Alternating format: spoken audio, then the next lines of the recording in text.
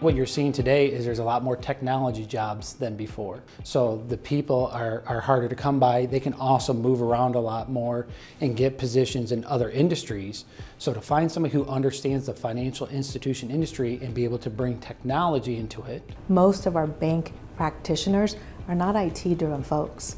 So it makes more sense to outsource that to more skilled organizations that have the manpower, the capacity, the technology resources to develop, deploy, and continue that investment. What we're seeing then is a desire to move what we would call up and to the right of internal staff. And what we mean by that is focusing on things that are unique, right? Data and applications, that's unique, right, to the bank or the credit union. So we're looking at those things. Those are great candidates for outsourcing. And those are coming from those pressures, external and internal pressures, to say we want to focus on profitability, we want to focus on success, we want to focus on compliance and regulatory adherence. So how RSM helps and how we advise and help execute is we walk you through a methodology of helping you find the right system.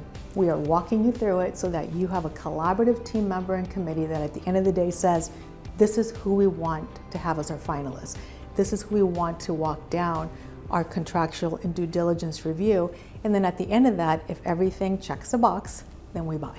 So it's a better approach than buying something and then having buyer's regrets, because those are systems cost a lot of money. They know that they can come to RSM in their moment when their strategic plan is going to change and it requires additional resources and services. RSM is immediately able to respond and support them through that growth that they have.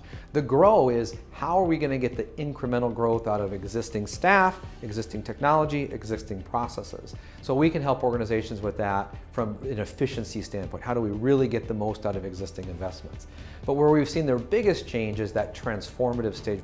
Business process improvement, operational, to executing buying systems and finding systems, to actually then implementing them.